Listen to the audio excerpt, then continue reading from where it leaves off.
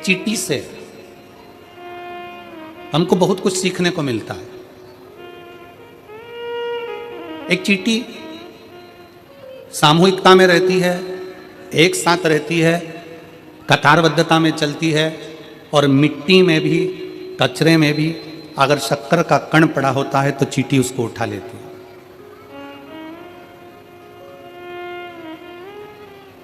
एक चींटी पृथ्वी पर रहने वाले मनुष्यों को यह ज्ञान देती है कि चींटी सामूहिकता में रहती है, तो चींटी यह ज्ञान देती है कि आप और हम सब समूहता में रहें। शायद उत्तर प्रदेश शासन के माननीय मुख्यमंत्री जी श्री योगी जी ने एक नारा दिया जनमानस को कि बटोगे तो कटोगे। माननीय मुख्यमंत्री जी ने एक नारा दिया उत्तर प्रदेश के योगी जी ने कि बटोगे तो कटोगे। ये क्यों नारा दिया? ये चींटी का वो समूह बता रहे हैं कि चींटी जब एक साथ रहती है तो बड़े से बड़े लकड़ी को, बड़े से बड़े कचरे को भी सामूहिकता में उठाकर ले जाती है। जब हम और आप समूह में रहेंगे तो किसी की सामर्थ्यता नहीं कि कोई तुम्हें काट दे। अपनी समूहता,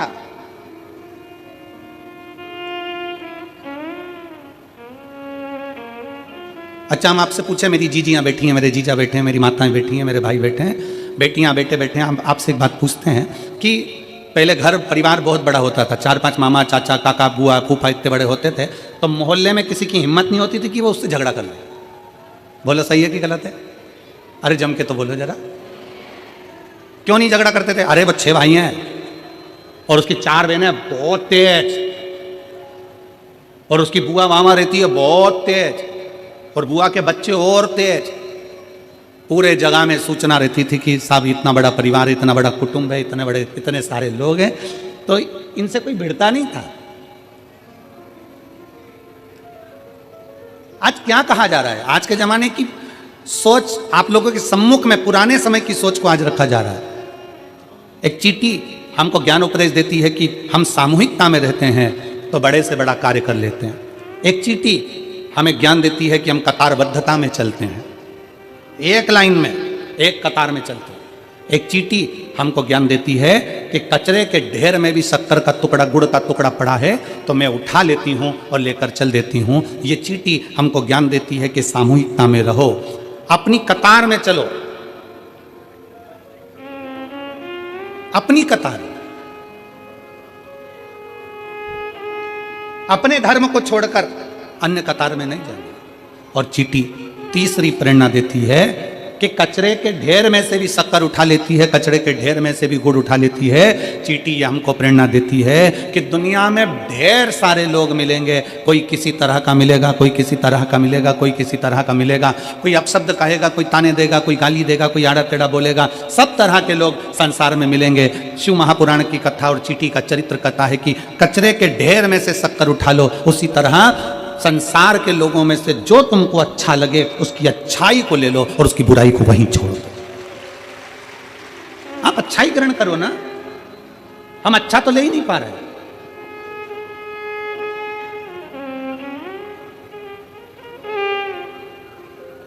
पूरा समय हमने बुराई ढूंढने में निकाल दिया। जैसे शादी का काम आया, पत्रिका लिखने का समय आता है और शादी की पत्रिका लिखाती है, और जितने लोग पत्रिका लिखने बैठते हैं वो आपस में चर्चा करते हैं। मामा जी के यहाँ पत्रिका भेज रहा है, मामा जी के यहाँ पत्रिका भेज रहा है, हाँ दूर के मामा है ना, दूर के मामा है ना, उन्होंने अपने को बुलाया था क्या? बस 2 जनी का लिख दो, ज्यादा जाने की जरूरत नहीं है।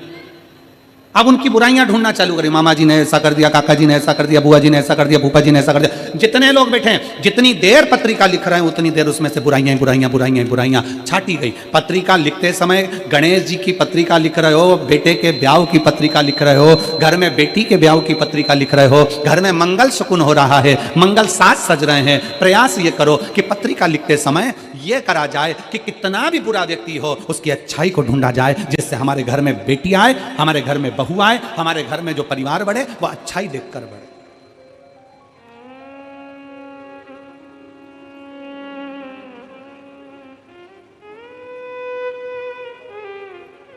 हम श्रेष्ठता देखें,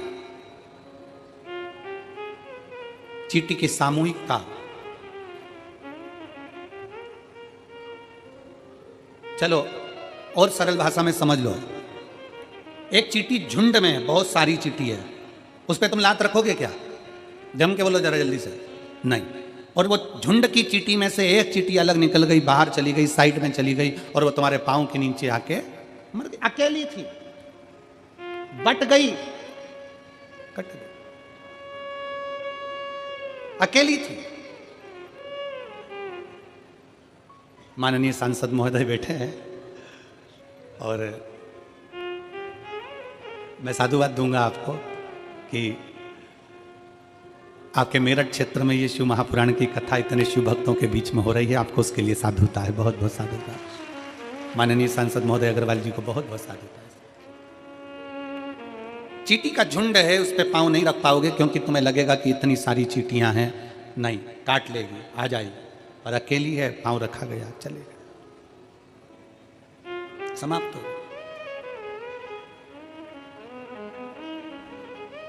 घर में रहो, परिवार में रहो, कुटुंब में रहो, रिश्तों में रहो, एक सामूहिकता के साथ रहो, सामूहिकता। अभी महाराज जी पूरे भारत की ही नहीं, हम विदेश तक की कहेंगे, जो मेरी बहुएं, बेटियां और माताएं सीरियल देखती थी ना, जो टाइम मिल जाता था उस टाइम में, महाराज जी आज की ये स्थिति है कि किसी घर में सीरियल चले ना चले पर शिव महापुराण की कथा जरूर चले। ये शिव, पहले लोगों को सीरियल का इंतजार रहता था कि सीरियल आएगा, उसमें ये बोलेगी, उसमें वो बोलेगी, इसमें ये होगा, उसमें वो होगा, पर अब लोगों को इंतजार रहता है शिव महापुराण की कथा कहाँ से आ रही है, सुनना। कितने साल से सुन रहे हैं, ये मेरी माताएं बैठी है, कोई को 5 साल, कोई 10 साल, कोई 8 साल, कोई 7 साल, कोई 6 साल, कोई 4 साल, सबको सुनते सुनते हो गए। उसके बाद भी उनके अंदर इतनी ऊर्जा, इतनी एनर्जी, उनके अंदर ऐसी ज्योति शंकर भगवान ने ऐसी भर दी है कि वो हर पंडाल में पहुंचने की कामना करती हैं कि बाबा हमको कथा के पंडाल में पहुंचा। अब जिनके पाँव में तकलीफ हो रही है, घुटने में तकलीफ हो रही है, आज हमको बहुत अच्छा लग रहा है। ईमानदारी की बात बताएं, किस चीज के लिए? ये बीच वाले जितने बैठे हैं ना, सब कुर्सी से नीचे है।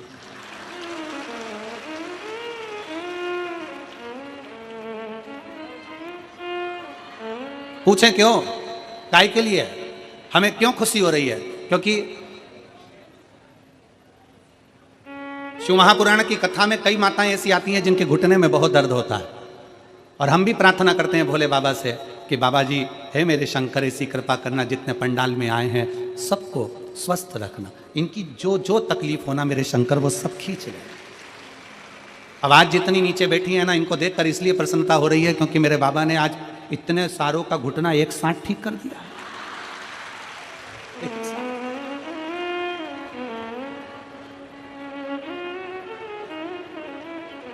और तेरी लीला का न पाया कोई पार, के लीला तेरी तू ही जाने। आशीष जी एक हमारे मुंबई के यजमान हैं, वो हर कथा में यजमान बनते हैं, काशी में भी बने, ओमकारेश्वर और महाकाल और सीहोर रुद्राक्षोत्सव में हर साल जजमान बनते हैं। और भोले बाबा उनकी जजमानी बनते हैं तो जजमान को ना जाने कहाँ से बाबा देवी देता है। तो आशीष जी उनका नियम है, कथा सुनेंगे, जब स्तुति करने का समय आएगा तब जमीन पर बैठ जाएंगे। तो हमने उनसे पूछा कि जमीन पर बैठते हो और कथा श्रवण कर कर जब स्तुति करने का समय आता है, श्री शिवाय नमस्तुभ्यम बोलने का, तो जमीन पर बैठकर बोलते हो, उसका फायदा क्या है? कहा गुरुजी हम जितनी देर जमीन पर बैठकर श्री शिवाय नमस्तुभ्यम बोलते हैं और अगली कथा के लिए यजमान बनने के लिए बाबा से प्रार्थना करते हैं, तो बाबा हमको सही में जमींदार बना देता है और इतना दे देता है कि अगली कथा में हम वापिस यजमान बने। ये शिव कृपा, ये शंकर की उदारता। एक पत्र है,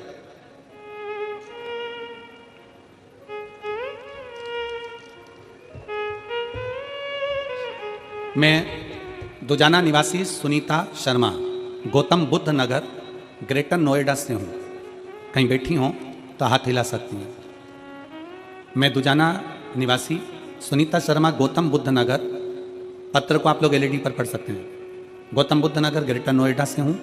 गुरुजी मैं आपकी कथा 2021 से सुन रही हूँ, अगर कहीं बैठी हो और आई हो, बच्चे को लाई हो तो लेकर आ सकती हूँ व्यासपीठ के पास।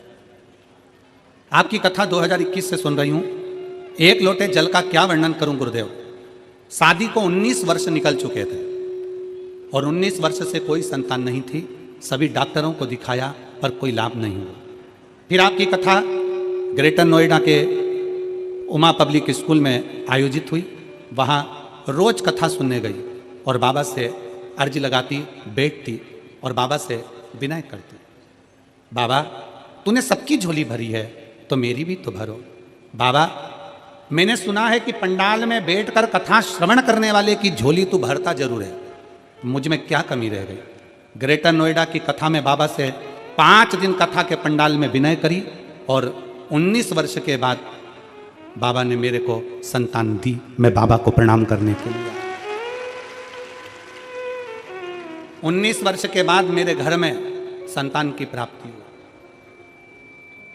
शादी के बाद लोग इंतजार करते हैं 1 साल 2 साल 3 साल 4 साल 5 साल 6 साल 7 साल की शादी के बाद संतान होगी। 8 साल 9 साल 10 साल 11 साल। जिसके यहाँ पर 4 साल 3 साल शादी के बाद संतान नहीं होती उसको बेचैनी होने लगती है कि संतान क्यों नहीं।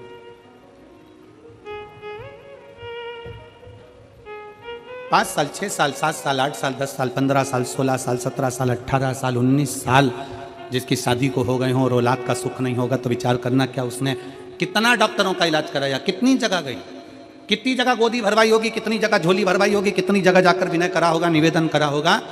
पर उस बहन ने लिखा कि मैंने ग्रेटर नोएडा की कथा उमा पब्लिक स्कूल के उस प्रांगण में बैठकर सुनी और बाबा से कहा तूने सबकी झोली भरी तो मेरी भी भर देना।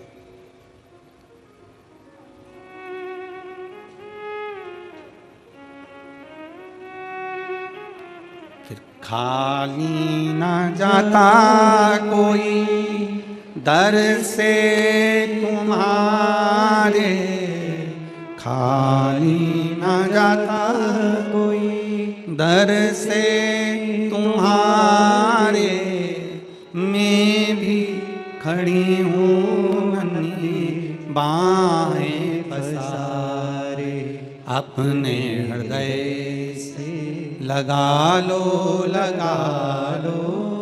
गिरा जा रहा हूँ उठा लो भोले अपने दर से अब तो न टालो, गिरी जा रही हो उठा लो।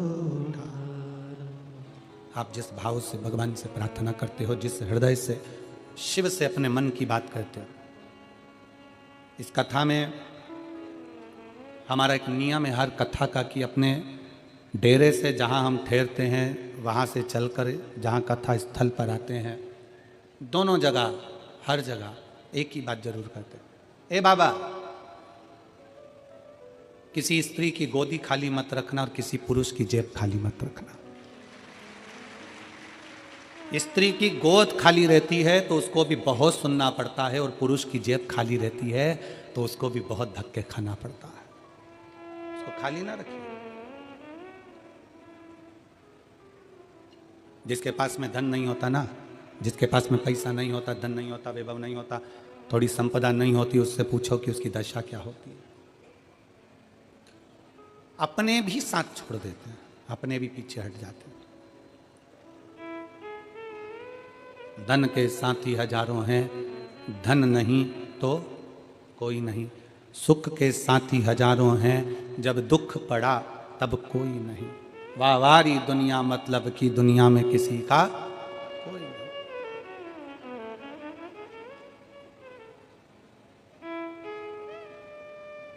शिव के प्रति समर्पण का भाव जगाती है एक चींटी भी। हमें अच्छा चुनना है। सरोवर पर हंस भी बैठ रहा है और कौवा भी बैठ रहा है। हंस भी बैठ रहा है और कौवा भी सरोवर पर बैठ रहा है। कौवा मोती नहीं चुनेगा, हंस मोती चुन लेगा। आप अच्छा चुनो, अच्छा देखिए, अच्छा करिए। अच्छा समझिए। और फिर निवेदन है, दिया बुझाया जा सकता है पर अगरबत्ती नहीं बुझा सकते। फूंक से नहीं बुझा सकते। आप उस अगरबत्ती को फूंक से नहीं बुझा सकते, क्योंकि वो सुगंध दे रही है, वो खुशबू दे रही है, उसकी सुगंध चारों तरफ है, उसकी खुशबू चारों तरफ है। भारत के जितने संत हुए, साधु हुए, सन्यासी हुए, तपस्वी हुए, साधक हुए, उपासक हुए, इन्होंने करा क्या? इन्होंने सुगंध फैलाई है।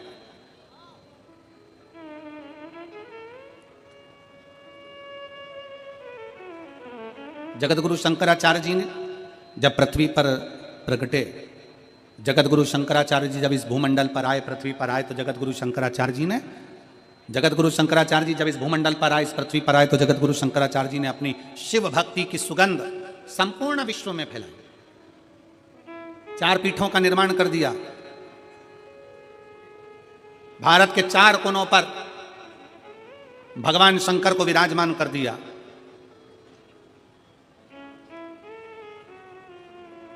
कहीं रामेश्वर है, कहीं सोमनाथ है, कहीं केदारनाथ है, कहीं स्वयं मेरा शिव महाबलेश्वर के रूप में विराजमान है। 4 कोनों पर, 4 जगह पर भगवान शंकर को विराजमान करा, 4 पीठ का निर्माण करा। शंकर भगवान 4 जगह पर विराजमान हो गए। 4 स्थान ऐसे नियुक्त कर दिए जहां शिव बैठा।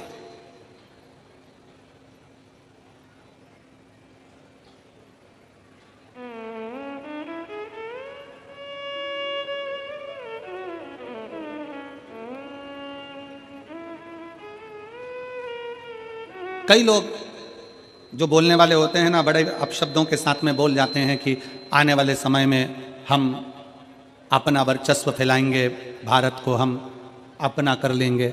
शिव महापुराण की कथा कहती है, जिस भारत की बॉर्डर पर, जिस भारत की रक्षा करने के लिए त्रिशूल लेकर त्रिपुंडधारी बैठा हो, उस भारत का बाल बांका नहीं हो सकता।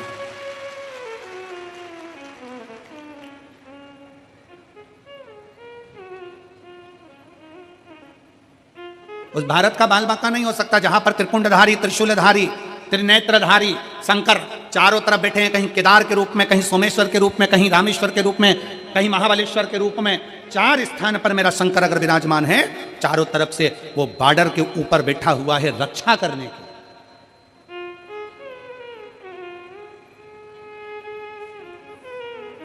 वो तो कहीं कहीं के होते हैं जो शब्दों का खेल कुछ घुमा कर कहना चाहते। एक व्यक्ति एक जगह पर बात कर रहा था कि बताओ, महाराज जी कहते हैं कि शंकर जी हैं, महाराज जी कहते हैं भगवान है, महाराज जी कहते हैं भगवान है। शंकर जी को 1 लोटा जल चढ़ाओ, शिव जी के मंदिर जाओ, भगवान की भक्ति करो, भगवान की उपासना करो, भगवान की विरल भक्ति को धारण करो, भगवत भजन करो।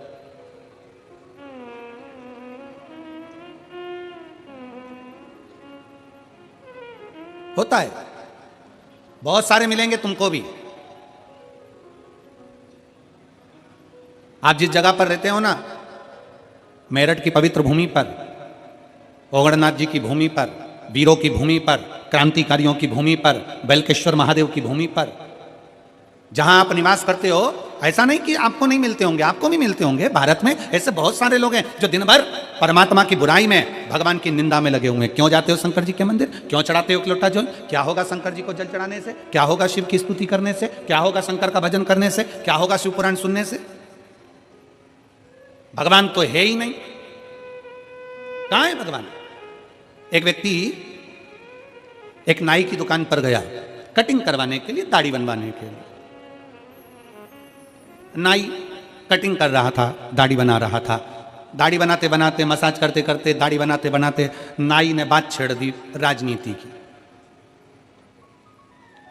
अब फ्री रहते हैं तो कभी कभी राजनीति की बात का भी क्रम आ जाता है।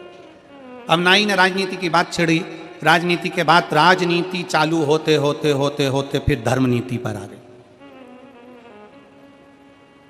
अब राजनीति चलते चलते चलते चलते वो बात घूमते घूमते धर्म पर आ गई। और धर्म पर आई तो कटिंग करने वाला कहने लगा भगवान तो है ही नहीं, भगवान तो होते तो इतने सारे लोग संसार में दुखी हैं, भगवान इनका दुख काटने क्यों नहीं जाते? शंकर भगवान तो है ही नहीं, जबरदस्ती वो सियोर वाला महाराज लगा रहता है कि शंकर जी की आराधना करो। जबरन लगा। भगवान तो है ही नहीं। भगवान होते तो इतने सारे का दुख नहीं काट देते, भगवान होते तो इतने सारे की तकलीफ नहीं काट देते। नाई बोलने लगा, कटिंग करवाने वाला कटिंग करवा रहा था, दाढ़ी बनाने वाला दाढ़ी बनवा रहा था। अब कटिंग पूरी हो गई, कटिंग करवाने वाला उठा, वो शंकर जी को बहुत मानता था, निंदा नहीं सुन पाया और उसके मन में गुस्सा भरा गया। गुस्सा भरा गया इसका मतलब ये नहीं कि गाली दे देगा, गुस्सा भरा गया इसका मतलब नहीं कि अपशब्द कर देगा। उठकर बाहर जाने लगा। जैसे ही बाहर जाने लगा, उसका पैसा देकर बाहर निकलते से ही उसने तुरंत नाई को बुलाया और बुलाकर कहा, सामने एक व्यक्ति निकल कर जा रहा है, उसके बड़े बड़े बाल हो रहे हैं, भिखारी जैसा लग रहा है, गंदा सा दिख रहा है। नाई से कहा, इसके कटिंग कर दे, इसके बाल काट दे, इसकी दाढ़ी बना दे। नाई बोला, काय को बनाऊं? मेरी चौखट पर आए, मेरी दुकान पर आए, मुझसे कहे कि कटिंग करो तो कटिंग करूंगा, मेरे से कहे दाढ़ी बना तो दाढ़ी बनाऊंगा, मैं क्या इसके पीछे पीछे जाकर बनाऊंगा? मैं क्या इसके पीछे पीछे जाता रहूंगा? मेरे पास आकर बोलेगा तो कटिंग करूंगा, मेरे पास आकर बोलेगा तो दाढ़ी बनाऊंगा, मैं किसी के पीछे पीछे जाकर कटिंग और दाढ़ी नहीं बनाता। बस उस व्यक्ति ने नाई से कहा कि अभी तुम कह रहे थे कि भगवान जाकर इनके दुख काट दे। उस व्यक्ति ने नाई से कहा कि जैसा तू कह रहा है कि मेरी चौखट पर आएगा तो कटिंग करूंगा, मेरी चौखट पर आएगा तो दाढ़ी बनाऊंगा, भगवान भी यही कहता है। भगवान भी यही कहता है कि तू मेरे पास आ, भगवान भी यही कहता है तू मेरी चौखट पर आ, भगवान भी कहता है तू मेरे दरवाजे पर आ, अगर तू मेरे दरवाजे पर आएगा तो मैं तेरा दुख काटूंगा जरूर। जैसे नाई की दुकान पर जाओगे तो बाल काटेगा, उसी तरह कपड़े की दुकान पर जाओगे तो कपड़ा भी वो काटेगा, मना नहीं है। उसी तरह उस परमात्मा के दरवाजे पर जाओगे, एक लोटा जल लेकर शंकर जी की शरणागति में जाओगे, एक लोटा जल लेकर शंकर जी के पास में पहुंचोगे, एक लोटा जल लेकर शिव की स्तुति करने जाओगे, उसकी दरवाजे पर एक लोटा जल समर्पित करने के लिए जाओगे तो ये निश्चित है वो दुख काटेगा जरूर, सारी समस्या का हल एक लोटा जल। आ जाओ, दुख क्यों ना काटेगा, काटेगा।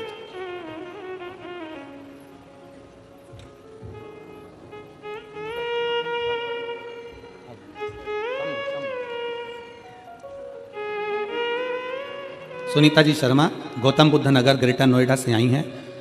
19 साल के बाद संतान की प्राप्ति हुई है। 19 साल के। शंभु श्री शिवाय नमस्तुभ्यम, प्रणाम करो।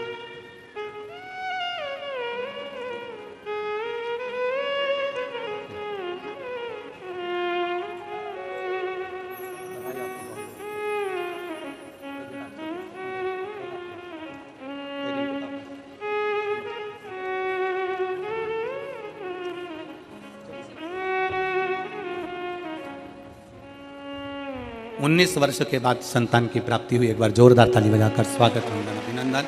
शिव तत्व आप उसके दरवाजे तक जाओ, आप उसकी चौखट तक जाओ, आप उसके द्वार तक पहुंचो तो, और जब आप उसकी चौखट तक पहुंचोगे, स्पीकर नहीं चल रहे हैं, आके सुनो पहले इसको। जब आप उसकी चौखट तक पहुंचोगे, आगे के चल रहे हैं 2 और ये 4 नहीं चल रहा है। जब आप उसके मंदिर तक जाओगे, उसकी चौखट तक जाओगे, उसके द्वार तक जाओगे तो वो सुनेगा, दुख काटेगा। जाना पड़ेगा। आप सबसे पूछें, मेरी जीजियों, मेरे जीजाओं, बेटियों, बेटाओं, मेरी माताओं, मेरे भाई, जब से आप शंकर भगवान को एक लोटा जल चढ़ाना चालू करे हो, वो तारीख से आज तक विचार करना कि बाबा ने तुमको पीछे नहीं सरकाया, आगे ही बढ़ाया। तुम्हें पीछे नहीं सरकाया, बाबा ने तुमको आगे ही बढ़ाया, नजदीक लेकर आए, अपने करीब लेकर आए। और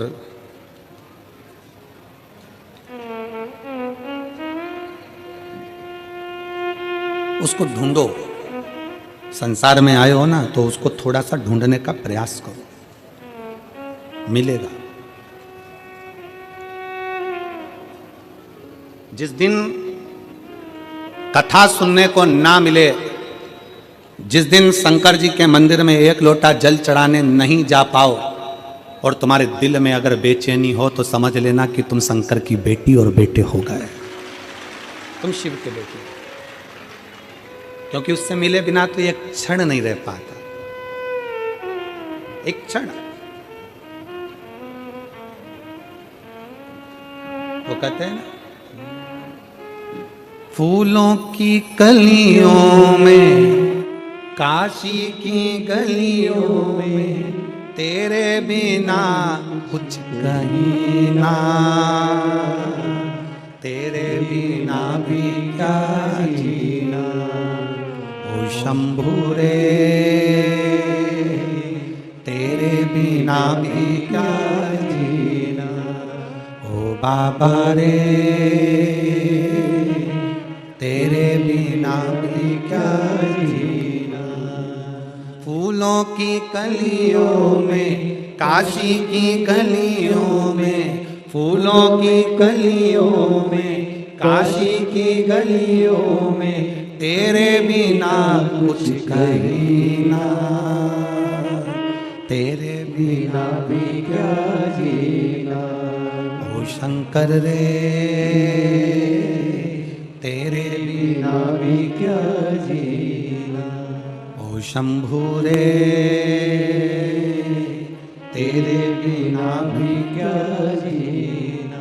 शंकर के बिना जिस दिन तुम जल चढ़ाने नहीं जा सकी, जिस दिन तुमने मोबाइल पर या टीवी पर कथा नहीं सुनी, उस दिन तुम्हारे मन में अगर बेचैनी हो रही है, मंदिर जाने की तड़प उत्पन्न हो रही है, जिस दिन तुम्हारे भीतर भगवान से मिलन की तड़प उत्पन्न हो रही है, समझ लेना कि तुम शंकर की बेटी और बेटे बन गए हो। उसके बिना तुम रह नहीं पा रहे हो, उसके बिना तुम रह नहीं पा रहे हो। ये तड़प भीतर की है, ये तड़प अंदर की। एक पत्र है,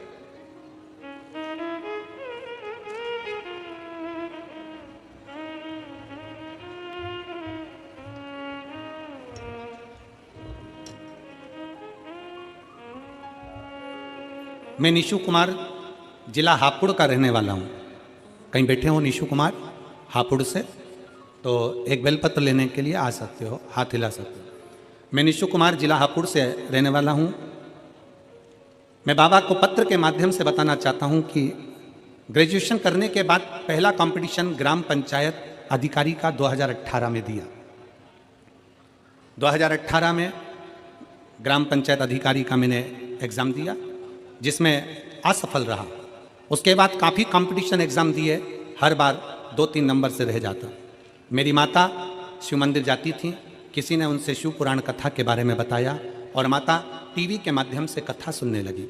माता ने मुझे शिव मंदिर जाने को कहा, मैं भी कथा सुनना नित्य मंदिर जाने लगा। मैंने 2 बार पशुपतिनाथ का व्रत रखा। 2018 में जो पेपर हुआ था, अखबार में आया कि दोबारा पेपर होगा। मैं शंकर के मंदिर जाना चालू करा और बाबा ने ऐसी कृपा करी कि जो अखबार में आया कि जो 2018 में पेपर दिया था वो दोबारा से होगा, और दोबारा से पेपर होगा।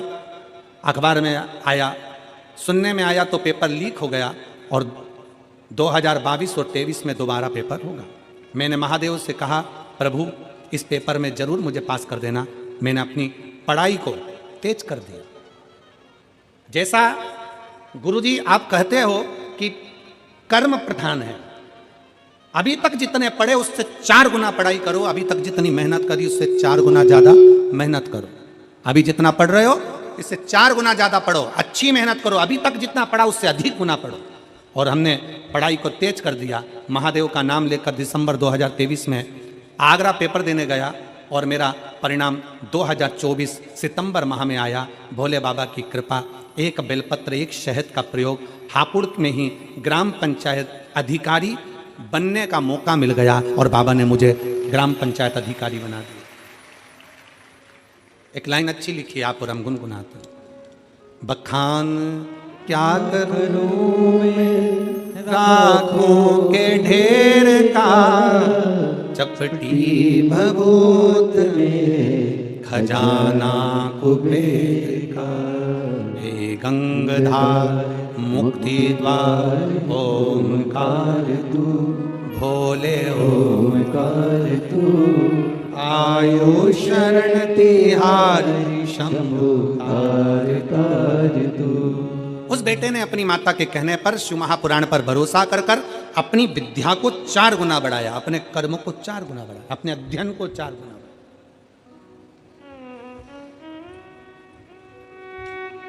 आप शंकर भगवान को शहद लगा के बेलपत्री लगाओ, पर साथ में अपने अध्ययन को बढ़ाओ। दुनिया के लोगों ने बेलपत्री और शहद को हंसी के पात्र में लिया, और उनसे पूछो जो शहद और बेलपत्री लगाकर अपने विद्या धन को जो प्रबल कर कर जाते हैं तो बाबा कितनी कृपा करता है। पहले दुनिया के लोगों ने हंसी में लिया कि एक लोटा जल सारी समस्या का हल, ये क्या हो सकता है। पर ये इतने इतने पत्र जो नीचे भरे पड़े हैं, पत्रों की कोई संख्या कम है हापुड़ नगर में? जरा देखे, अभी तो 5वां दिन है, 7 दिन में बाकी है।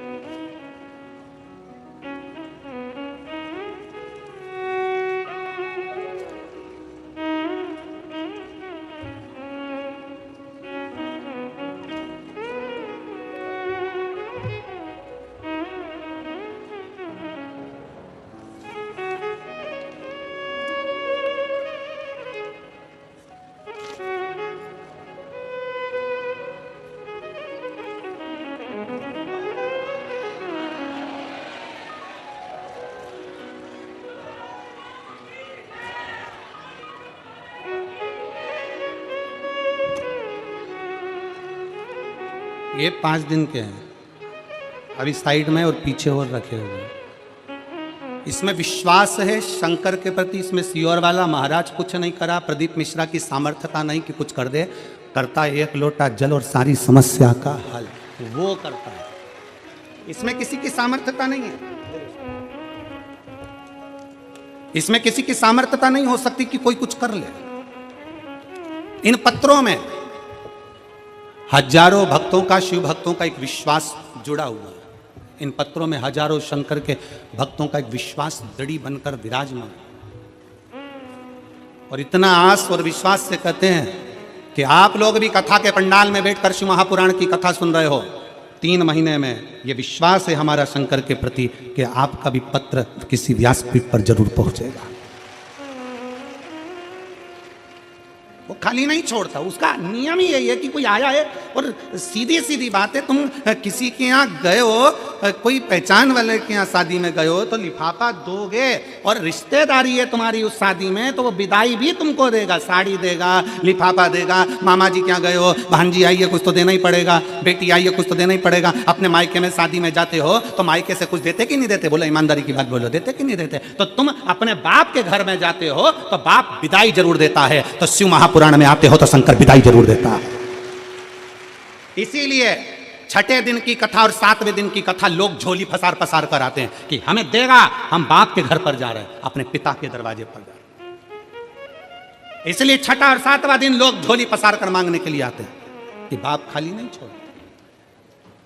मेहमान जाते जाते बच्चों के हाथ में 200-500 रुपए देकर जाते हैं, और मेरा भोले बाबा, मेरा शंकर, मेरा त्रिकालदर्शी कैलाशी जाते जाते शिव पुराण का कुछ ना कुछ तुमको देकर जाता है, झोली भर कर चला जाता,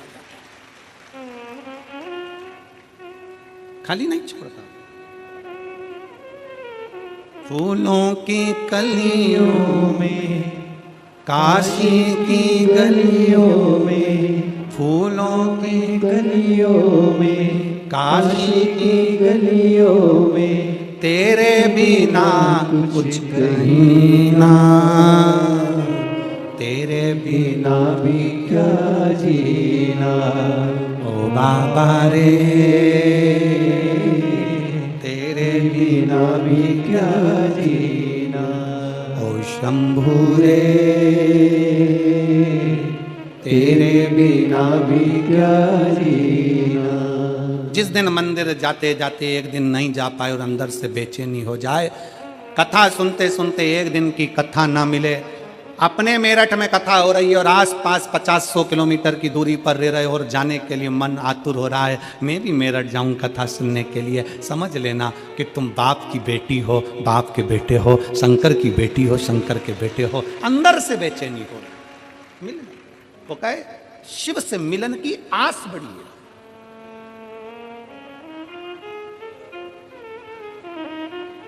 शिव से मिलन की आस, विश्वास की प्रबलता बड़ी है। कितना सुंदर एक चरित्र है तारकासुर के बेटों का। तारकासुर के बेटे तारकाक्ष, विदुम्माली, कमलाक्ष की। तारकासुर के 3 बेटे तारकाक्ष, विदुम्माली और कमलाक्ष की। जब पिता तारकासुर मर गए, तारकासुर के प्राण छूट गए, तो तारकाक्ष, विदुम्माली और कमलाक्ष की तीनों ने विचार करा कि मरना तो हमको भी है, प्राण तो अपने भी जाना। हमारे पिताजी ने, तारकाक्ष, विदुम्माली और कमलाक्ष की तीनों कहते हैं कि हमारे पिताजी तारकासुर ने वर में मांगा था कि मैं शंकर जी के पुत्र के द्वारा मरूं। उनको भगवान शंकर का विवाह देखना था और उनके बेटे का द्वारा प्राण छूटना थे, उनका दर्शन करना था, उनको मरना। उन्होंने, तारकासुर ने शंकर भगवान के पुत्र द्वारा मेरे प्राण छूटे, क्योंकि तारकासुर ये चाहते थे कि मैं शंकर जी का विवाह दे, शिव जी का विवाह दे, शंकर भगवान के विवाह का मुझे दर्शन हो जाए। तारकाक्ष, विदुम्माली और कमलाक्ष की तीनों ने यह विचार कर लिया कि पिताजी ने तो कार्तिकेय का दर्शन मांगा था, पर हमें शंकर का दर्शन करना है, प्राण छूटते सब। प्राण जाए तब शिव हमारे सामने हो, प्राण जाए तब शंकर हमारे सम्मुख में हो।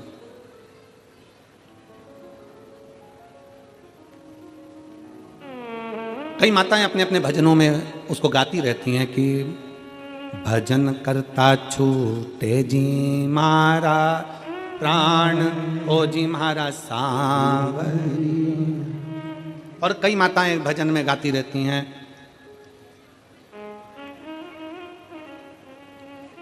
गंगा जी का तट हो, यमुना का बंसी बट हो, मेरा सांवरा निकट हो, जब प्राण तन से छूटे।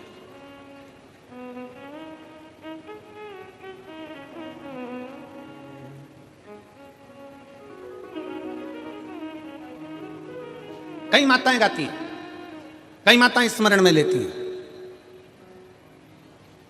और सब विनय करते हैं कि आखिरी समय में अंत समय प्रभु आना पड़ेगा, वचन दिया तो निभाना पड़ेगा, आए ना आए प्रभु कुटुंब कबीरा, अंत समय प्रभु आना पड़ेगा, वचन दिया तो निभाना पड़ेगा। कईयों के मन में भाव जागृत होता है कि अंत समय में परमात्मा हमारे करीब में आए, हमारा अंतिम समय सुधर जाए, हमारा अंत क्षण सुधर जाए। और फिर निवेदन है, जवानी को सुधारने के लिए बचपन सुधारना पड़ेगा। क्या सुधारना है? जम के बोलो जरा। बचपन।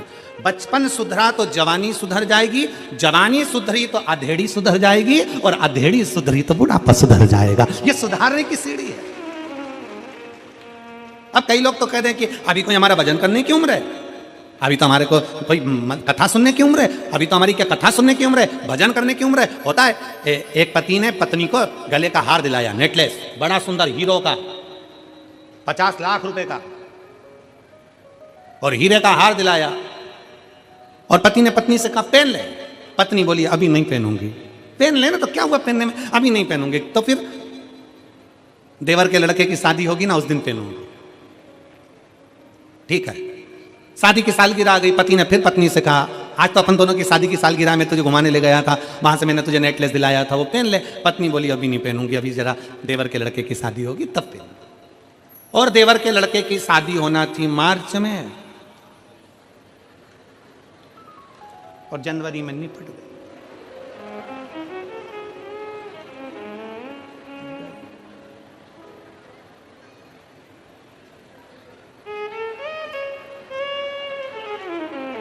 नेकलेस धरा की धरा ही ले गया। चिता पर, अर्थी पर उसको लेटाया गया। सारा श्रृंगार पति कर रहा था, मांग में सिंदूर भर रहा था, हाथ में मेहंदी लगा रहा था, पाँव में महावुर लगा रहा था, बड़ा सुंदर श्रृंगार पति कर रहा था। रोते रोते पति अलमारी में खोलकर नेकलेस लेकर आया, और नेकलेस लेकर आकर पति पत्नी को पिनाने लगा। दोस्त रोते रोते बोले क्या पागलपंती कर रहा है, इतना महंगा नेकलेस पत्नी मर गई, उसके अर्थी पर पिना रहा है।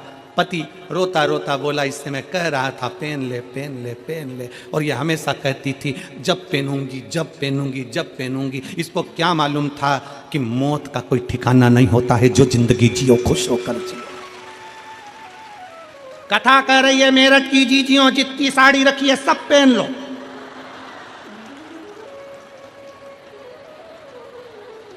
जीवन का किसको ठिकाना। अभी हम सीओर से आ रहे थे तो एक भगत ने ये स्वेटर दे दिया। अब स्वेटर दे दिया तो क्या करें, हम तो बगलबंदी पहने। अब वो 3 बार फोन करा आशीष जी को, गुरु जी को बोला ना स्वेटर नहीं पहना है, अब दिया है पहन लो।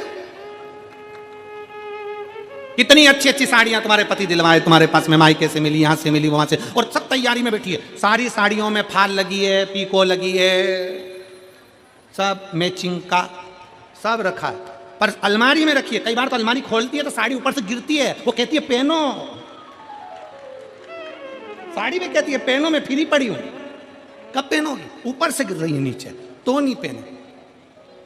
और फिर एक दिन अगर अपन चले गए और जितनी साड़ियां थी बहुओं ने सब बांट ली, और ऊपर जाते जाते अपन यमराज से कह रहे वंस मोर, एक बार फिर छोड़, वंस एक बार फिर छोड़। यमराज के नहीं छोड़ सकता। इतने में ऊपर जाते जाती बोली मैंने नीले कलर की नी पहनी, तो छोड़ छोड़ सकता, कहा छोड़ेगा। महाराज मौका मिला है इसलिए निवेदन करा, इसलिए निवेदन करा। अपनी किस्मत का ताला अपनी किस्मत का ताला तुम खोलते चलो। श्री शिवाय नमस्तुभ्यं तुम बोलते चलो। श्री शिवाय नमस्तुभ्यं तुम बोलते चलो। ओ श्री शिवाय नमस्तुभ्यं तुम बोलते चलो। श्री शिवाय नमस्तुभ्यं तुम बोलते चलो। अपनी किस्मत का ताला हो, अपनी किस्मत का ताला तुम खोलते चलो। श्री शिवाय नमस्तुभ्यं तुम बोलते चलो। श्री शिवाय नमस्तुभ्यं तुम बोलते चलो। श्री शिवाय नमस्तुभ्यं तुम बोलते चलो। श्री शिवाय नमस्तुभ्यं तुम बोलते चलो। बड़े प्रेम से दोनों हाथों से।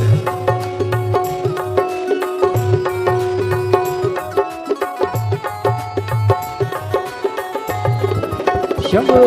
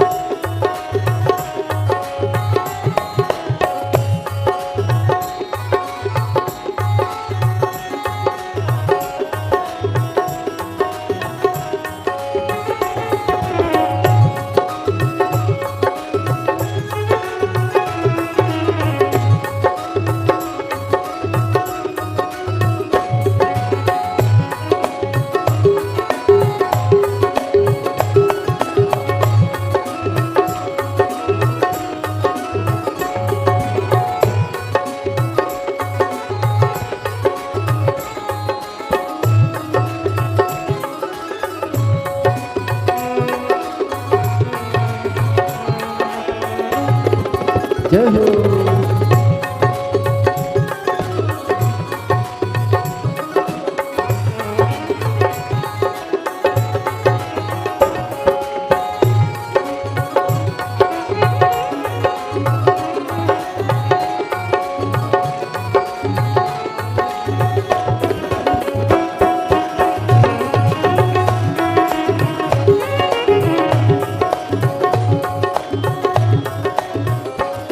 समझाना बड़ा मुश्किल है, समझाना बड़ा मुश्किल है, आखिर वो दर्द दिल है,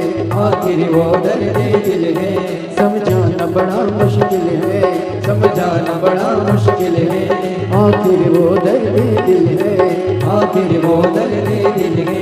सच्चा दरबार लगा है, ये भोले की महफिल है। सच्चा दरबार लगा है, ये भोले की महफिल है। सच्चा दरबार लगा है, ये भोले की महफिल है। सच्चा दरबार लगा है, ये भोले की महफिल है। नैनों को भोले बाबा का हो नैनों को काशी वाले का हो नैनों को भोले बाबा का दीदार चाहिए। वो काशी रहने वाला वो लगाते चाहिए, वो काशी रहने वाला वो लगाते चाहिए।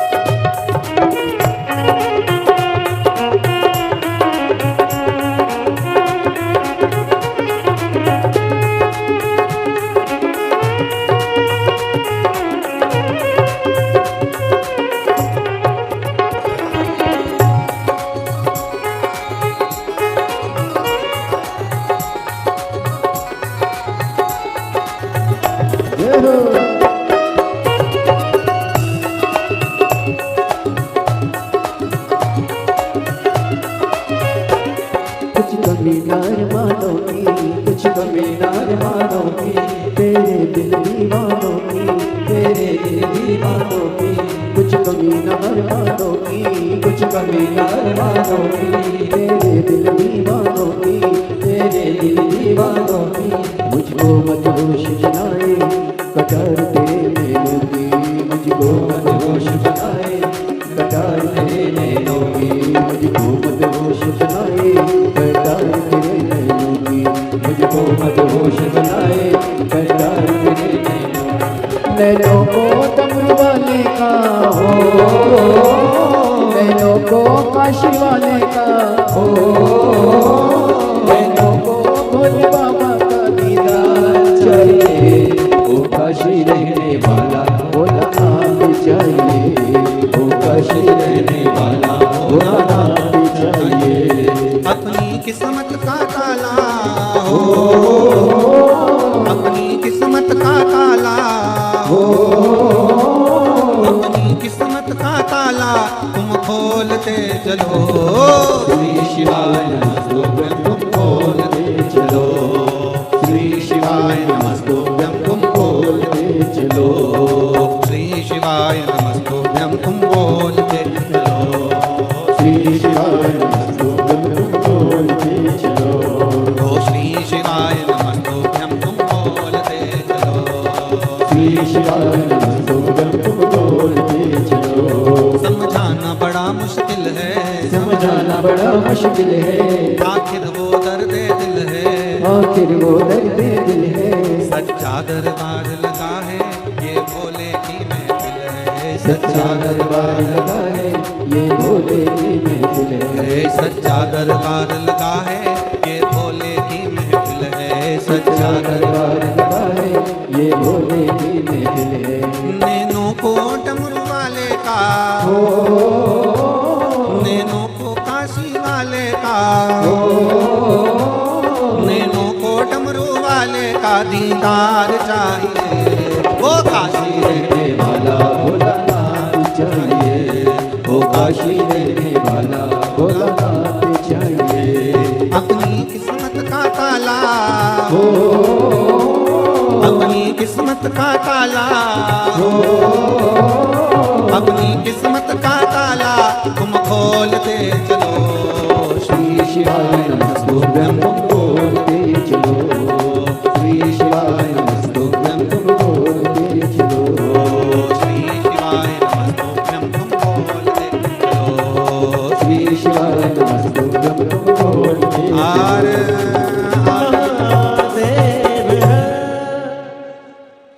भगवान शंकर से मन की बात बड़े भाव के साथ दिल से प्रार्थना करिएगा, भाव से बाबा से विनय करिए, विनती करिए भगवान शंकर से दिल से। जहाँ जगह मिले वहाँ बैठकर भगवान शंकर ओगड़दानी त्रिकालदर्शी कैलाशी विनाशी भगवान शिव से अपने मन के भाव अवश्य कहिए। जहाँ जगह मिले वहाँ बैठो और भगवान शिव से अपने मन की बात बड़े भावों के साथ हृदय से प्रार्थना करिए। ये बक्से नहीं चल रहा है, इन बक्सों को चेक करेगा। भगवान शंकर से अपने मन की बात बड़े भाव के साथ दिल से प्रार्थना करिए, हृदय से विनय करिए। सब लोग साथ में बोलेंगे, भगवान से विनय करेंगे, निवेदन करेंगे।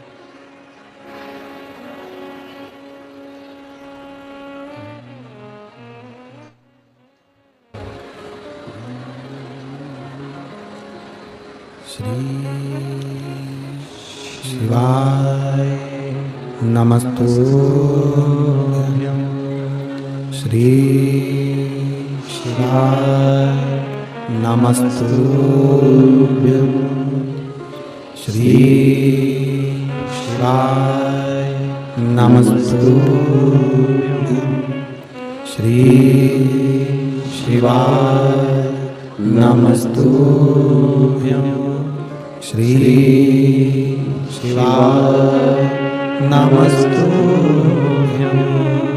भोला सब दुख काटो हमारा, ओ भोला सब दुख काटो हमारा। शिव शंकर जपो तेरी माला, भोले बाबा जपो तेरी माला। भोला सब दुख काटो हमारा, ओ भोला सब दुख काटो हमारा। वेश है मंगल मंगलकारी, वेश है मंगल मंगलकारी। शमशान वासी हमारा, शमशान वासी हमारा। ओ भोला सब दुख काटो हमारा, ओ भोला सब दुख काटो हमारा। भगवान देवादिदेव महादेव भगवान शिव ओगड़दानी त्रिकालदर्शी कैलाशी विनाशी भगवान शिव की कथा कह रही है। शिव तत्व कह रहा है, जो आज का जीवन है आपका और हमारा, उस जीवन को अच्छे से जियो। तारकासुर के 3 बेटे तारकाक्ष, विदुमाली और कमलाक्ष की, इन्होंने विचार करा कि पिता तो भगवान शंकर के पुत्र का दर्शन कर कर प्राण छोड़े हैं, पर हमको शिव का दर्शन करना, हमें भगवान शंकर का दर्शन करना है, हमें शिव का स्मरण करना है। अंत समय ऐसा नहीं कि कोई अमर की बूटी खाकर आया है, जाना सबको, कोई जल्दी जाएगा, कोई देर से जाएगा, जाना सबको। बस शिव पुराण कहती है कि इस मृत्यु लोक में अगली बार जन्म मिलेगा कि नहीं मिलेगा ये पता नहीं। अभी आए हो तो अच्छा कर्म कर कर चलेगा।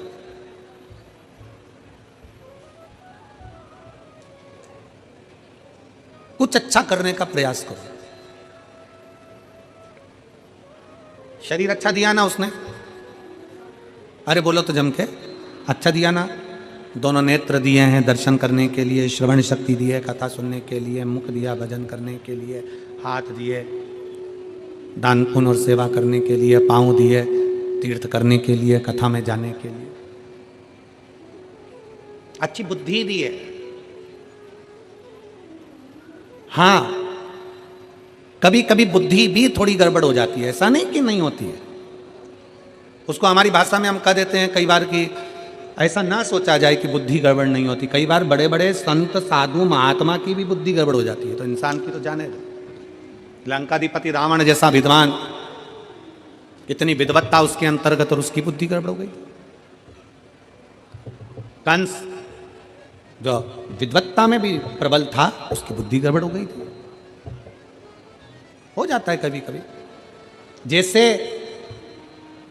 एक महिला, एक स्त्री, एक नारी रजस्वला होती है, महीने में एक बार नारी रजोधर्म धारण करती है, रजस्वला होती है, और रजस्वला होने पर वो नारी जैसे घर में काम नहीं करती है, पूजन नहीं करती, पाठ नहीं करती, उसी तरह जैसे स्त्री रजस्वला होती है और वो अच्छा कार्य नहीं करती है, उसी तरह मनुष्य की बुद्धि भी महीने 2 महीने में रजस्वला हो जाती है। वो बुद्धि भी काम करना बंद कर देती है। कभी कभी बुद्धि भी काम करना बंद कर देती, बुद्धि भी रजस्वला हो जाती है। अच्छी चल रही है, अच्छा बुद्धि काम कर रही है, अच्छा चित्त लग रहा है, अच्छा कार्य हो रहा है, मालूम पड़े बुद्धि ने काम करना बंद कर दिया, गलत मार्ग पर चली गई। कोई गलत दोस्त मिल गए, गलत मित्र मिल गए, गलत सोच वाले मिल गए, निंदा वाले मिल गए, चुगली वाले मिल गए, बेकार मिल गए। तो निवेदन है, जैसे स्त्री रजस्वला होती है, काम करना जब बंद कर देती है तो एकांत में अपना आसन लगाकर बैठ जाती है, एकांत में विश्राम कर लेती है, एकांत में रहती है। उसी तरह शिव महापुराण की कथा कहती है, भगवान शंकर का चरित्र कहता है, जब तुम्हारी बुद्धि काम करना बंद कर दे, तुम्हें लगे कि ये गलत जगह जा रही है, कहीं मदिरा पान में, कहीं वेश्यावृत्ति में, कहीं जुए में, कहीं मांसाहार में गलत जगह अगर जा रही है, और बुद्धि जब निंदा में, चुगली में ज्यादा जाने लगे, तो फिर एक काम करना, जैसे रजस्वला स्त्री एकांत में रहती है, उसी तरह जब बुद्धि सही जगह ना चले तो थोड़ा 1-2 दिन भगवान शंकर के मंदिर में रोज अपना समय लगाकर एकांत में बैठकर शिव का नाम का जाप करो। धीरे धीरे बुद्धि काम करना प्रारंभ करो, बुद्धि काम करेगी। कभी कभी ये बुद्धि काम करना बंद कर देती है, अच्छी जगह जाना बंद कर देती है, हमारे श्रेष्ठ जगह नहीं जाती है। इसको कहो चल भजन में, चली जाती है भोजन में, इसको कहो चल सत्संग में, चली जाती है फिल्म में। ये बुद्धि बड़ी विचित्र, श्रेष्ठ जगह पहुंचती नहीं है, इसको पहुंचाने का प्रयास करो तो भी नहीं जाते। और फिर निवेदन है आप सबको, मेरठ के एक एक श्रोता भाई बहनों को, शिव भक्तों को, शंकर जी के ये अविरल भक्त जो लाखों की संख्या में पहुंचे हैं, पंडाल में जगह नहीं, पंडाल के बाहर बैठे हुए हैं, ऐसे शिव भक्तों को मैं नमन करते हुए कहता हूं, आज भोले बाबा ने, भगवान शंकर की कृपा से, ओघड़नाथ बाबा की कृपा से आपकी बुद्धि श्रेष्ठ जगह पर तुमको लेकर आई है, मतलब कुछ अच्छा करना चाहती है, श्रेष्ठ है बुद्धि। कई लोग कहते हैं गुरुजी कथा सुनने से कुछ हो सकता है क्या, कथा सुनने से कुछ मिलेगा क्या, कथा सुनने से कुछ प्राप्त होगा। हम उनसे कहते हैं कुछ नहीं मिलेगा, कम से कम 3 घंटे कथा में बैठोगे तो लोगों की बुराई तो नहीं करोगे, उतना ही बहुत है। 3 घंटा कथा में बैठोगे तो कम से कम गलत बात तो नहीं सुनोगे, किसी की निंदा तो नहीं सुनोगे, किसी सब शब्द तो नहीं सुनोगे। 3 घंटा कथा में बैठोगे तो आड़े टेढ़े काम तो नहीं करोगे। 3 घंटा कथा में बैठोगे अपनी इंद्रियों को संयमित करोगे, इंद्रियों को संयम। कितना संयम है। लोग कहते हैं संत बड़े, लोग कहते साधु बड़े, लोग कहते तपस्वी बड़े, लोग कहते साधक बड़े, लोग कहते उपासक बड़े। और कुंभज बाबा अगस्त ऋषि भगवान शंकर के सामने कहते हैं कि सबसे बड़ा होता है कथा को सुनने वाला श्रोता, सबसे बड़ा होता है कथा को श्रवण करने वाला श्रोता, कथा सुनने वाला श्रोता सबसे बड़ा होता है, कथा श्रवण करने वाला श्रोता बड़ा होता है। और कितनी संख्या में, कितना, जरा विचार करिए मेरी जीजियों।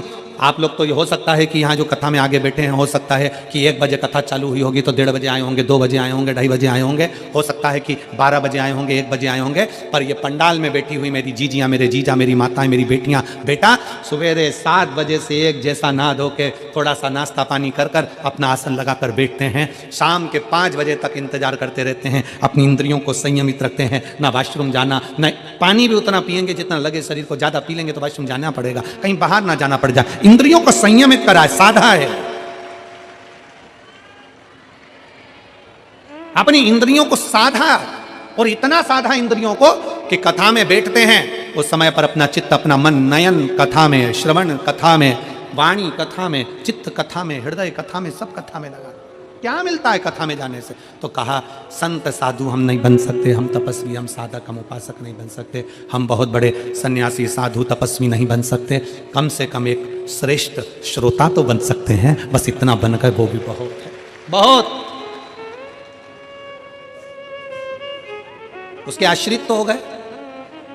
तारकासुर के 3 बेटे तारकाक्ष, विदुमाली, कमलाक्ष, चक्की ने विचार कर लिया, तीनों ने मन बना लिया और तीनों विचार में लग गए कि अपने को भगवान शंकर का दर्शन करना है। वर किससे मांगना है? ब्रह्मा जी से। वर मांगा ब्रह्मा जी से, ब्रह्मा जी का तप करा, साधना करी और वर मांगा। ब्रह्मा जी ने पूछा क्या चाहिए? कह दिया हम तीनों कभी मरे ना। भगवान ने कह दिया ब्रह्मा जी ने, ये तो हो नहीं सकता कि तुम मरोगे नहीं, मरना तो पड़ेगा और मृत्यु निश्चित है, आएगी जरूर, एक ना एक दिन तुम्हारे प्राण जाएंगे जरूर।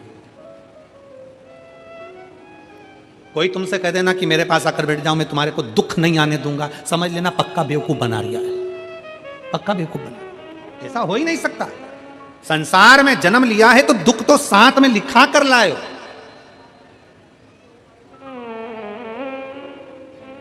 हॉस्पिटल से छुट्टी होती है, दवाई देकर भेजते कि नहीं भेजते? अरे जम के तो बोलो, आवाज नहीं आई है, जम के बोलो जरा। भेजते हैं? हॉस्पिटल से छुट्टी कर दी और तुमसे कह दिया जाओ अपने घर जाओ, एक भी दवाई नहीं लिखी, एक भी गोली नहीं लिखी, एक भी इंजेक्शन नहीं, पीने की दवाई नहीं, खाने की दवाई नहीं, कुछ नहीं, कोई नियम नहीं कि सुबह खाना कि शाम को खाना, और ऐसे भगा दिया ऐसा ही नहीं। हॉस्पिटल से छुट्टी होती है तो एक दवाई का पर्चा बना कर दे दिया जाता है कि इसको सुबह खिलाना, इसको शाम को खिलाना, इसको दिन में खिलाना, इसको रात को खिलाना, इसको ऐसे खिलाना, इसको वैसे खिलाना, पर्चा दे दिया जाता है दवाई।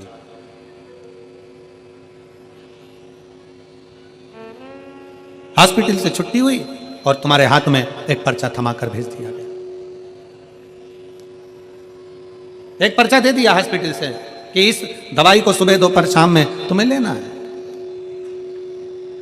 इस दवाई को तुम्हें लेना है। उसी तरह हम जब प्राण त्याग कर 83,99,999 योनियां काट कर जब हम ऊपर जाते हैं, और हमने 83,99,999 योनियां काटने के बाद जो कर्म करा होता है, उस कर्म का भोग जब हम ऊपर भोगते हैं, कर्म का भोग भोगने के बाद हमारी ऊपर से छुट्टी हो जाती है, हम पृथ्वी पर 84,00,000वें नंबर की योनि, मनुष्य की योनि पाते हैं। तो ऊपर से अपने मस्तक की रेखा पर एक दवाई का पर्चा लिखकर भेज दिया जाता है कि इतने साल के होगे तब तुम्हें ये दुख आएगा, इस समय पर ये तकलीफ आएगी, ऐसा कष्ट आएगा, फिर तुम्हें अच्छा परिवार, अच्छा पत्नी, अच्छा घर सब मिल जाएगा, भोजन भी मिलेगा, घर भी मिलेगा, सब कुछ मिलेगा। पर तकलीफें ये दवाई की तरह है जो भाग्य में लिखा कर लेकर आए हैं। तो जैसे हॉस्पिटल से आने के बाद भी दवाई खाना पड़ती है, ऊपर से आने के बाद भी कर्म का दंड यहाँ भोगना पड़ता है।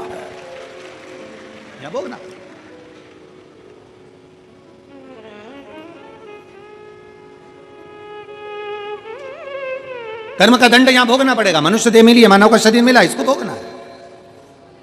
अब कोई तुमसे कह दे कि दुख हमारे पास में आओ, हम तुम्हारा दुख काट देंगे। भगवान राम जी के इतने बड़े बड़े गुरु जी थे, इतने बड़े बड़े गुरु थे, और राम जी को वन जाना था तो भी गुरुओं ने ये नहीं कहा कि हम तुम्हें वन जाने से रोक सकते।